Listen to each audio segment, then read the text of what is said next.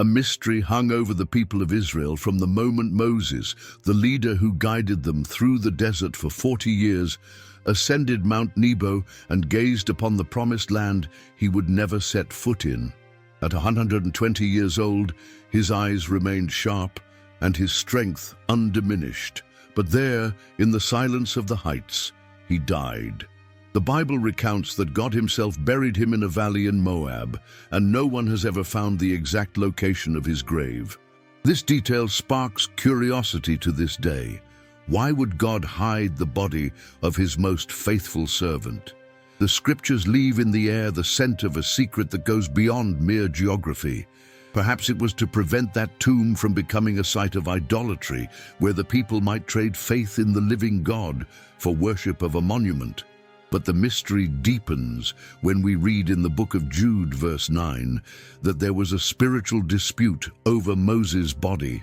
Satan, the accuser, attempted to claim the body for himself, and Michael, the archangel, intervened, saying only, "The Lord rebuke you." Why would the devil care so much about Moses' body? Many scholars suggest he wanted to turn the tomb into an object of worship, diverting the people's adoration to something material. Others say Satan found a spiritual loophole in Moses' failure when he struck the rock instead of speaking to it, as God had commanded. That violation could have given the enemy a false basis for accusation. But Michael, prince of the heavenly armies, did not yield.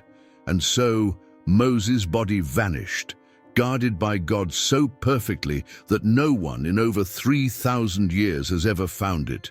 The story doesn't end there. In the New Testament, centuries later, the same Moses appears alive, conversing with Jesus during the Transfiguration on a mountaintop. How could someone who died so long ago suddenly appear? The mystery deepens. It was a new form of divine revelation. Moses no longer belonged solely to earth or heaven, but to a dimension where time folded and God's promises became visible.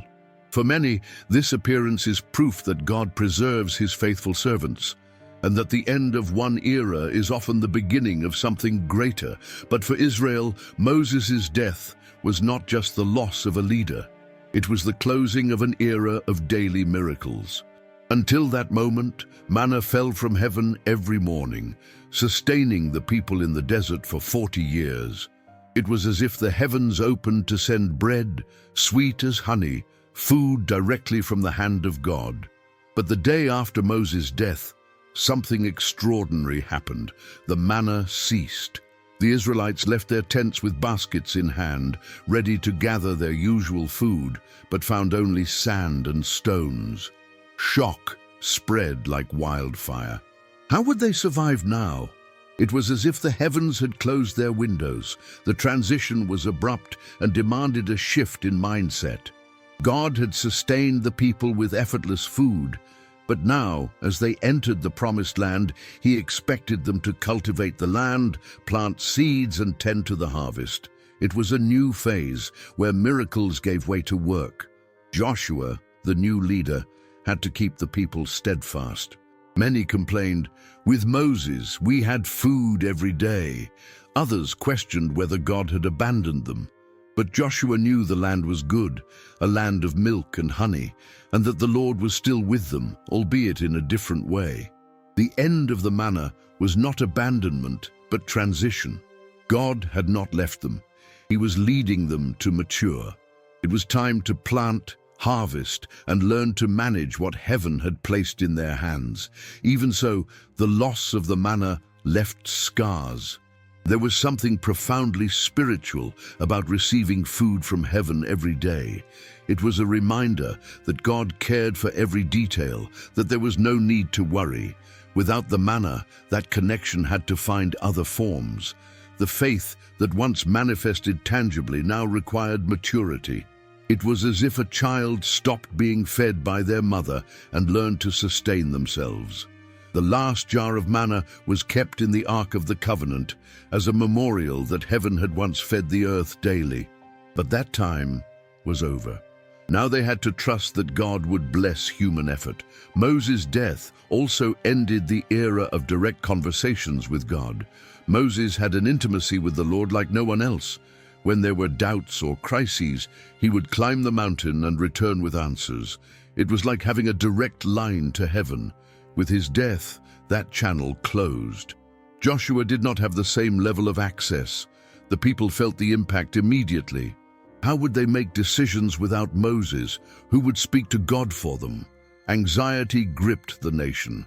To address this, the Urim and Thummim emerged, two stones kept in the high priest's breastplate, used to give yes or no answers to the most urgent questions. It was like trading a cell phone for smoke signals. Communication with God had changed. It was no longer a conversation, but a game of questions and answers. Even so, God was still with them, still answered, still guided, but in a different way. This new model of revelation brought challenges. Before, Moses could confirm whether someone spoke in God's name. Now, prophets arose everywhere, and not all were true. How to discern? Thus, criteria were established. A prophecy had to come true, could not contradict Moses' law, and must never lead to idolatry. Without Moses to validate messages, the people became vulnerable. The faith that once rested on one man's word now needed to be rooted in the written law, collective discernment, and the wisdom God would give each tribe. Moses' death marked the end of one era and the beginning of another, an era where faith depended less on daily miracles and more on obedience, less on spectacular interventions and more on work and discernment. It was like leaving spiritual childhood behind and entering maturity. God had trained them to trust, but now they needed to learn to live by faith, even when the heavens seemed silent. Over time, prophets began to emerge, bringing visions, dreams, and messages that needed interpretation. Unlike Moses, who spoke to God as a friend, these men and women were channels of revelation that often required discernment. Messages came in fragments, demanding that the people learn to distinguish the true from the false. It was a more complex process, testing Israel's faith and spiritual maturity. This shift required new attitudes. Before, any problem was taken to Moses, who returned with the answer.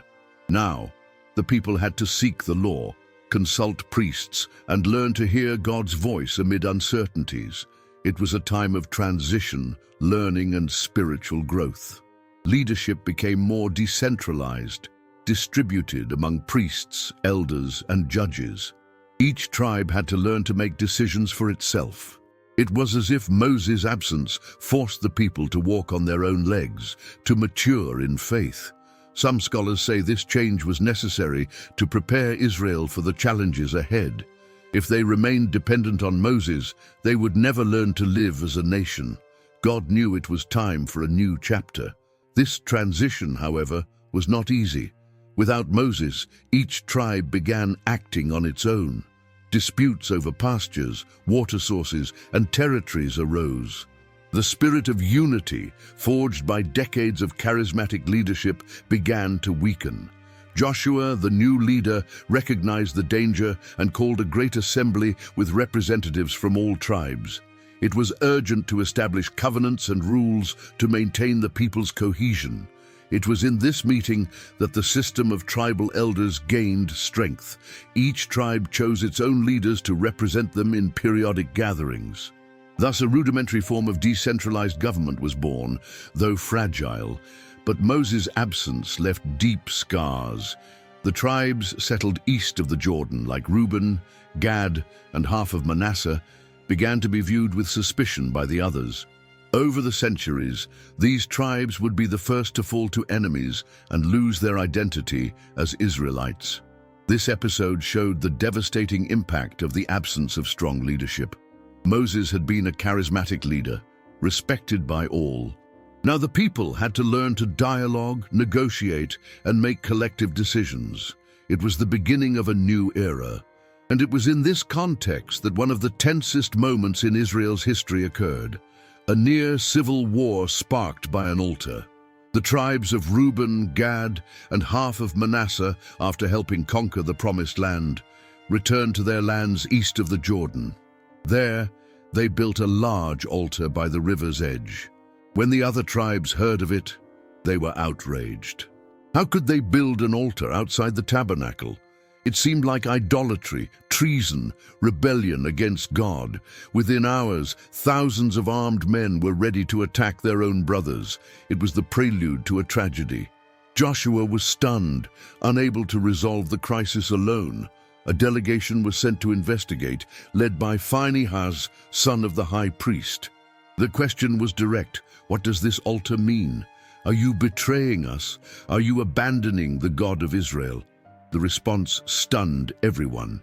This altar is not for sacrifices, but as a memorial. We wanted to ensure that in the future, your children would not reject us, saying, "We are not part of Israel." This altar is our testimony that we are one people. Relief was immediate, and the army stood down. The conflict was avoided, but that wound took time to heal. The altar was named Ed, meaning witness, and remained a somber reminder of the day Israel nearly destroyed itself. It was a warning that, without Moses, the people's unity was fragile. This episode marked the beginning of a process that would change Israel forever. Leadership became less centralized, and each tribe gained more autonomy. This helped the people mature, but also brought challenges, disputes, internal wars, and divisions that would weaken the nation in the centuries to come.